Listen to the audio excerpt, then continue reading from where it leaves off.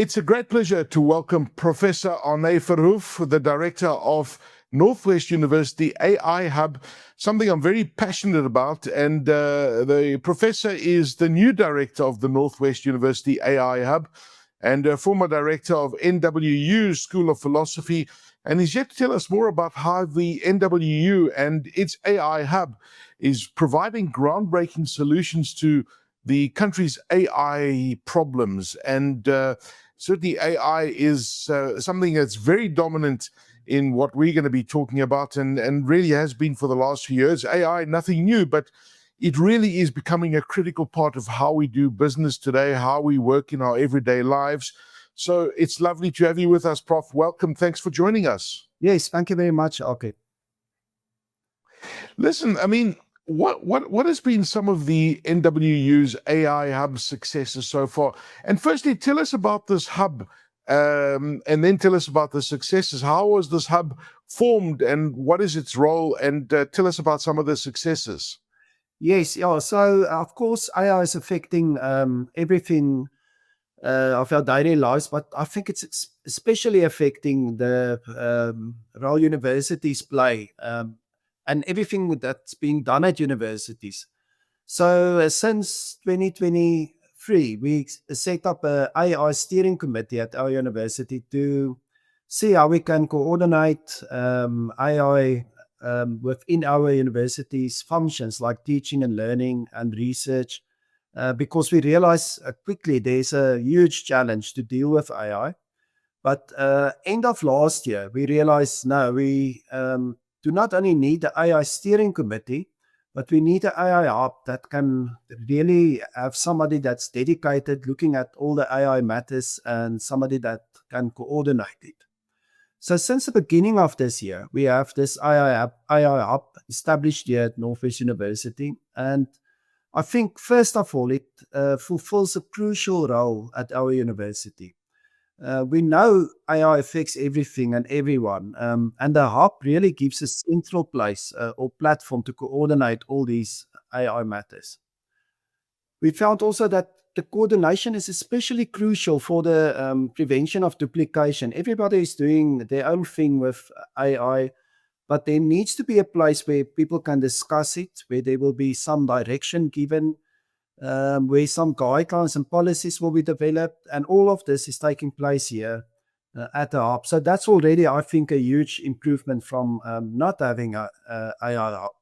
I think one of the huge successes for the AI hub up to now is that we managed to develop training courses with other entities at the university, like the Center for Teaching Learning.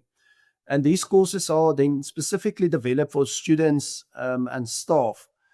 So the AI training we found globally is one of the critical needs that needs to be addressed. People want to engage with AI, but they don't know how and what will be an ethical and responsible way. So that's why we've started with developing these courses immediately. And we've developed one now for students. It's called the AI for Academic and Career Success. And that was launched on 17 February this year. And we're busy with a second one for lecturers to help them to change their assessments to accommodate AI. And that will be launched in the middle of May. Mm. Wow, that's pretty impressive. So you guys are making some real headway around this. When you look at the practical measures, can you tell us about some of the practical measures or assessments that NWU has put in place to safeguard the value of their degrees against AI-related misuse? Because, you know, it's certainly rife out there. And if you can just touch on some of this AI-related misuse, how are you seeing it and how are you safeguarding at NWU? Yes, so the misuse of AI is, of course, one of the biggest challenges that universities have to deal with. And it's true also for Northwest University. We realized with COVID, when we moved to online assessments and when students were allowed to do assignments at home, that the possibility were there to cheat, basically, and to use different tools to do their work for them. But now with AI, it got even worse. So we needed to think about the integrity of our degrees, and I must say that's, I think, the highest priority at our university, from management level, the registrar, different committees that we've set up, specifically now to deal with the new challenges AI is bringing. But I must say, I think we are dealing with it in a constructive way.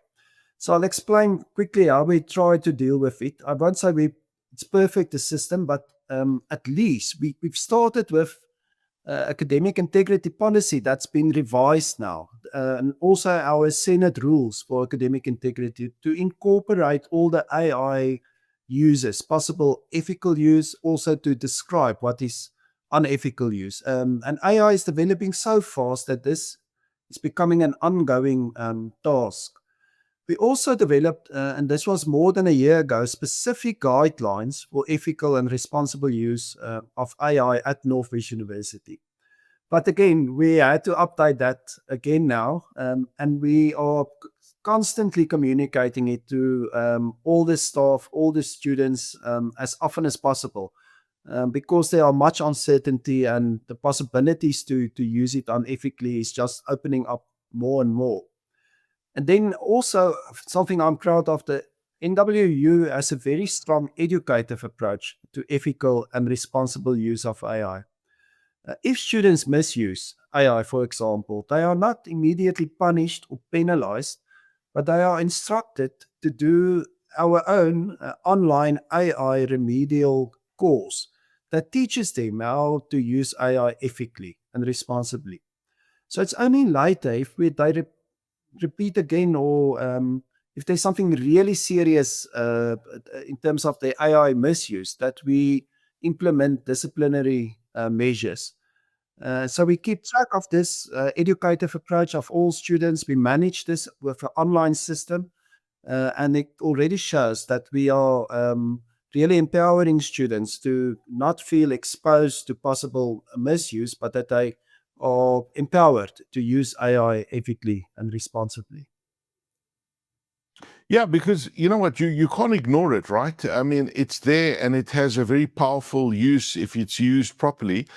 Um, when you say misuse in general, is it, people will, use AI to assist them in, finishing an assignment, for example, on ChatGPT, because these models are also becoming increasingly, they're changing and they're getting better and better and better. And I imagine that it must be challenging to kind of detect if there is misuse or not. Would you say that's a big challenge for the university? Yes, exactly. About 2 years ago, if students used AI, we could easily detect it because there were so many hallucinations and so many mistakes AI made, and false resources and things part of the text. We could also easily change our assessments to, say, for example, give a picture and then ask students to interpret it, saying political science. What does this picture mean for today? But now AI is getting so good that you can give any assessment. AI will recognize a picture. It will give really good answers that you really struggle to detect it's AI generated. And also, the detection tools struggle with identifying that it's AI. So, in a way, we had to change our whole mindset, rather not trying to catch out students, but rather to change our assessments, our way of thinking, but also with an emphasis to create a university where academic integrity is part of our culture, and that students know how important it is to do their own work. Yeah, absolutely fascinating. So, I mean, as I said, AI is just changing every day. There's a new model coming out, and it's just getting better and better.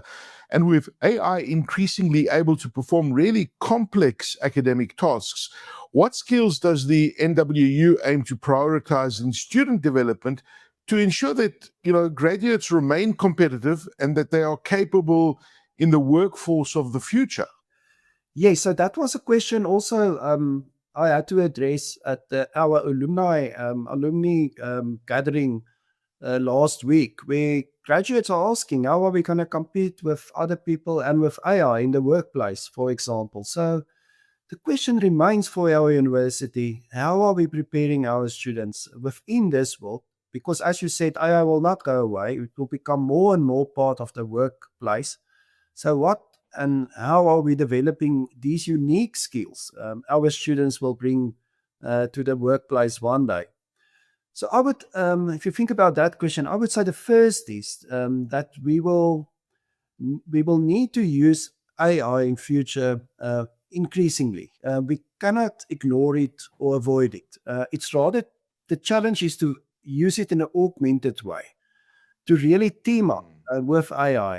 In other words, we should really look where are the unique human skills and abilities we can develop at university, and how we can then use that with AI in the workplace. So if I say unique human things, it's like keeping our autonomy to really be able not to depend too much on AI, to take responsibility, to also think wider and more creative about AI, to use AI in a dignified way and use it in a way that we also respect other people. So those are the new challenges universities are faced with. So we also, in that regard, follow UNESCO's approach that AI should be used in a human-centered way. But immediately the question becomes, then what does it mean to be human in all its possible goodness, beauty, justice, and how can that be furthered in our approach to use AI ethically and responsibly? So, you guys at NWU have got an AI literacy course for students, which is brilliant. Could you share some of those insights into this AI literacy course? And also, what I'd like to know is how are these structured, and how have the students and the faculty responded to this initiative so far? I'd be interested to know.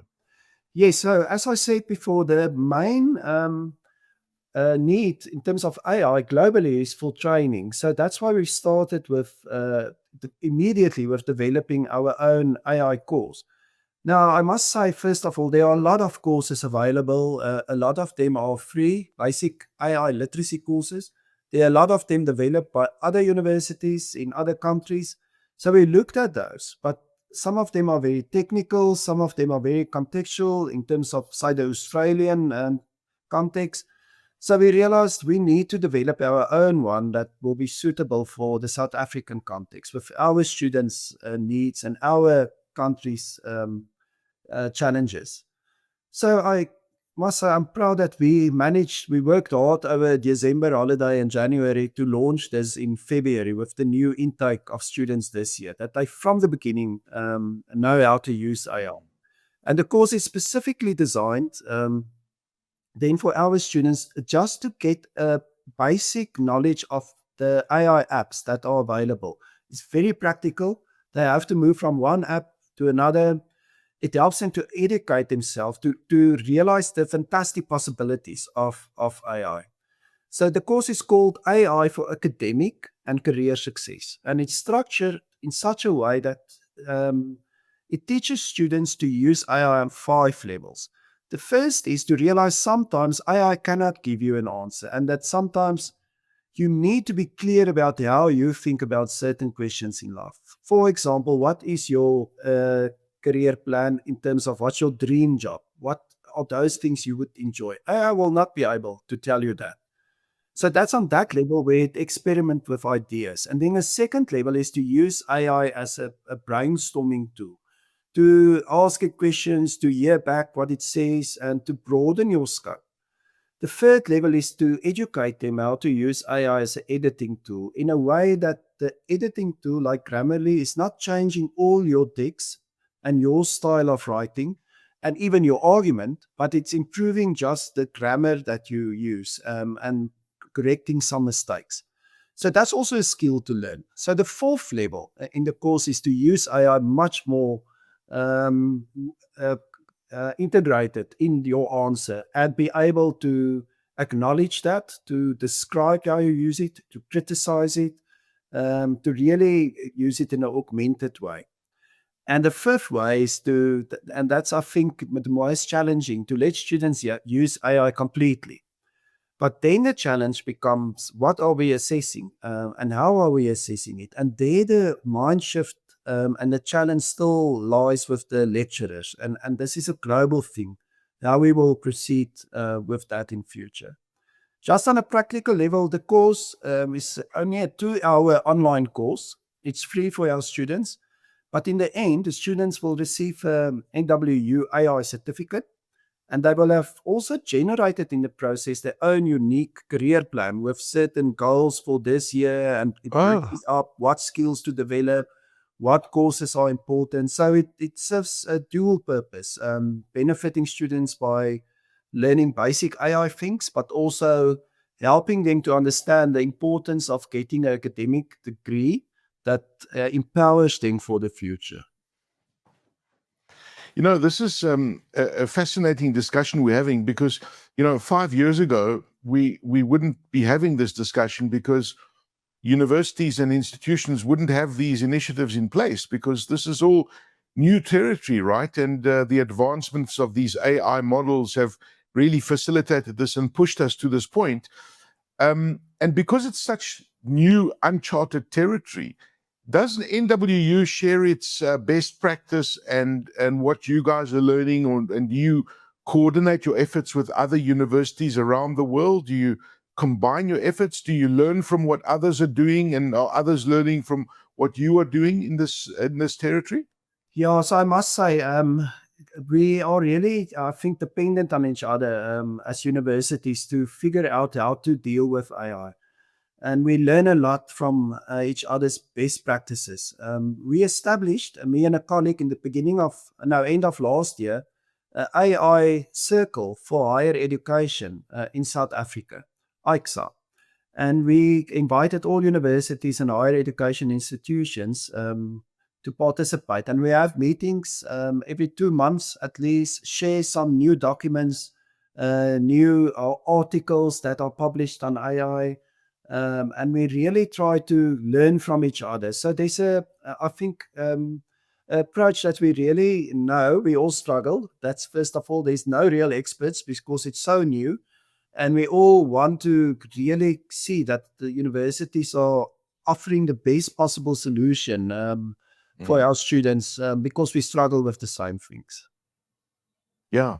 Prof, is there anything else that you'd like to add to the discussion going forward? I mean, I would like to ask you as well, is that where's this all going? I know that this AI is like a tsunami, right? And it's not, it's just going to get more and more challenging going forward.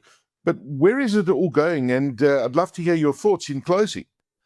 Yes, so that's true. AI, it's hitting us like a tsunami, and it's really a disruptive thing, especially in education context. So we aren't sure, of course, where it's all going and all the implications of it. But the one thing we're sure of is we have to face it. We cannot run away. AI is here to stay, and we need to figure out how to deal with it in the best possible way. There are some people, even lecturers, that think this is just a hype. It will go away, and universities will function as before. But this will not happen. We have to, in a way, get over the shock of it. We have to, in a way, see where the potential of it lies, and we have to also be aware of the risk of it and manage it. So that's I think, the main thing, that we have to adapt as universities to remain relevant, but also to benefit from all the advantages of AI. And I must say, I'm proud that the Northwest University established the AI Hub. It helped us to create this platform to really see how we can do this. We established the AI website, for example, that gives information for students, for staff, where we post articles, also guidelines for assessments. Um, and we really want to see how we can adapt and help staff through courses we developed, the one for the students, the one for staff. We just are in process now to launch. And I think we should continue with the educative approach to academic integrity in this age of AI. Academic integrity is one of the things we should treasure at universities. And of course, there should be I think on this point, a really clear direction from universities. Prof, if we can close, and I'm just fascinated talking to you about this, and I know your background is philosophy as well, which is it holds you in great stead to really understand where AI is going, and your current role as the director of Northwest University's AI Hub. Which faculties or degrees are going to be impacted positively, and which do you think are going to be impacted negatively by AI in the next 5 years? And bear in mind, we talk about AGI going in future, into the future, and where AI becomes so sophisticated, it's almost has the same power as a human brain. Although we are, some time away from that, but we're approaching it pretty fast. But I imagine that AI is going to impact some degrees negatively and some degrees positively. Which kind of degrees and sciences would you say are going to be impacted negatively and positively? Okay, let me first say that's a typical good question to ask AI itself. It will give you a clear answer immediately. But what we did for experiment at Northwest, we took the yearbook of the engineering faculty and asked AI which of these outcomes in these modules would be typically something that can be done by AI in future that will just become redundant, which will be always something that needs human intervention, a sort of a hybrid outcome to reach, and which one will always be only something humans can do. And in a few minutes, we got a good list of all these outcomes, and it gave us with the team there at engineering a good idea which direction to move in the next few years to really see those outcomes. Why are we still teaching it at universities? If AI can do it. But these ones are important if we work with AI. But then the question is how we should change our curriculum, our outcomes, our assessments to really develop that. And then also to be clear about what are the main ones that only humans can do. And that's an exercise that you can do across the whole university. There will always be some things that AI can just replace in, I think, all future jobs one day. But there will always be something that we need to develop more from the human side. So I think universities will have that challenge for the next few years, and that's, I think, part of my job at the NWU AI Hub to identify that, to see where are our programs teaching students really something, and that which programs should just be taking out of our offering at the university. Fascinating discussion. I could talk to you for hours. Prof. Anné Verhoef, director of the Northwest University AI Hub, and really NWU, making some groundbreaking work in the AI space, and it's fantastic to see. And I look forward to catching up with you in the next few months again to see how we've progressed and how AI is influencing things. I've no doubt there are going to be, really fundamental shifts happening in this regard. But thank you for your time, Prof, and wishing you a great day further. Yes, thank you. It's a pleasure talking to you. Thank you.